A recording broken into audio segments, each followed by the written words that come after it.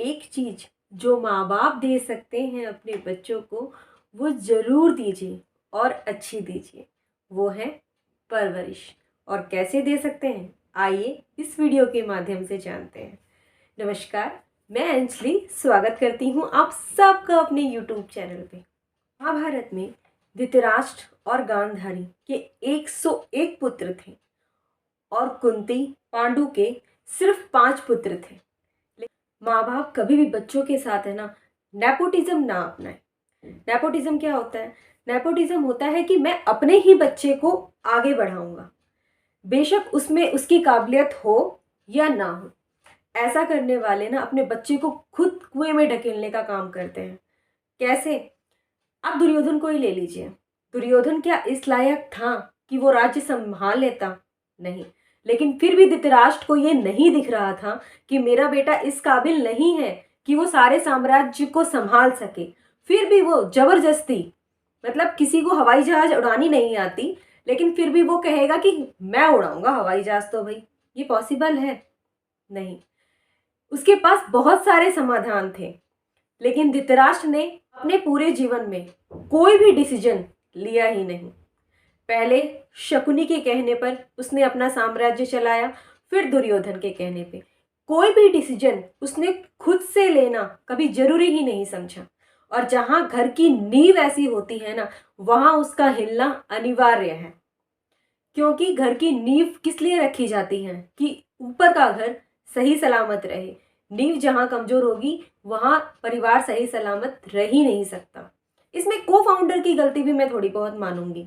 माँ बाप दोनों मिलकर बच्चों की परवरिश करते हैं। अगर पिता कोई गलती कर रहा है तो माँ को ये चाहिए कि उसे समझाए कि उसका बच्चा इस काबिल नहीं है। हाँ, उसकी जगह पर आप दूसरों को अपॉइंट कर सकते हो, उसका शेयर होगा, लेकिन कम से कम उस साम्राज्य को बचाने के लिए कोई और तो होना चाहिए।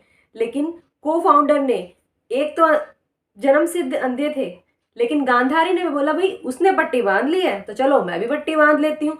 दोनों में से दो कमियां अगर दोनों के अंदर एक एक हो तो काम चल सकता है। एक ही कमी दोनों के अंदर हो तो फिर परिवार कैसे चलेगा? परिवार को भी ये चाहिए कि एक तो ऐसा हो जो परिवार को संभाले, परिवार को संजो कर रखे। मानती हूँ गांधारी की उस टाइम पे औरतों की इतनी नहीं चलती थी, लेकिन अपने बच्चे को तो समझाना उसके हाथ में था। वो जानती थी कि शकुनी के इरादे कितने गलत हैं, फिर भी अपने बच्चों को वहां पलने दिया। ऐसी गलतियां कृपा करके आप मत करिएगा।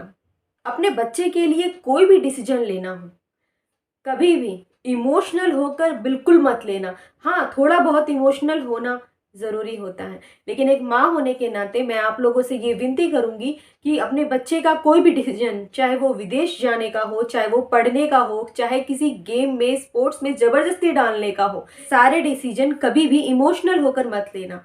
थोड़ा बहुत प्रैक्टिकल होना ज़रूरी है कि मेरे बच्चे में क्या कैपेबिलिटी है और मैं उसे किस तरफ आगे बढ़ाना चाहती हूँ। ये डिसीजन लेने में आपकी बराबर की भागीदारी है। अगर आप आज अपने लिए स्टैंड नहीं लेंगी तो फिर कल बच्चे के लिए स्टैंड कैसे लेंगी?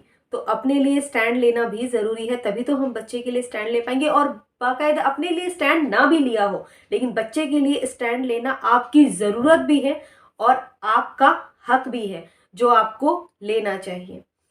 तो महाभारत की कथा से मैं तो इतना ही समझ पाई हूँ कि गांधारी और धृतराष्ट्र बच्चे को सब कुछ हाथों में परोस के दिया, और जहाँ हाथों में परोस के बच्चे को सारी चीज़ें मिलती हैं ना, तो बच्चा कभी भी मेहनत नहीं करेगा, और जहाँ मेहनत नहीं करेगा वहाँ वो उसकी अहमियत भी नहीं समझेगा। चाहे वो आशीर्वाद हो और चाहे वो प्रॉपर्टी हो, दोनों को ही संजोने के लिए और समझने के लिए एक इमोशनल की ज़रूरत होती है, और वो बच्चे के अंदर तभी आएगी जब वो किसी चीज़ के लिए मेहनत करेगा। अगर मेहनत करे बिना उसको कोई चीज़ मिल जाएगी तो वो बिल्कुल भी अहमियत ही नहीं समझेगा। तो मेरी राय में आप लोग बच्चे को अगर आगे बढ़ाना चाहते हैं तो कोई भी डिसीजन लेने से पहले इतना सा ध्यान ज़रूर रखना कि मैं अपने बच्चे को सब कुछ उसके हाथों में तो नहीं दे रहा। कुछ कुछ चीज़ों के लिए ना कहना भी शुरू करिए और कुछ कुछ चीज़ों में उसे मेहनत भी करने दीजिए, ताकि आपका बच्चा भी अपनी लाइफ में वो अचीव कर सके जो पांडवों ने अचीव किया था, ना कि धृतराष्ट्र पुत्रों की तरह अपने साम्राज्य को खत्म करने के लिए। तो चलो, इसी सोच के साथ मैं विदा लेती हूँ। अगर मेरी वीडियोस आप लोगों को अच्छी लगती हैं तो प्लीज़ चैनल को लाइक एंड सब्सक्राइब जरूर कीजिएगा। Thank you so much for watching my video.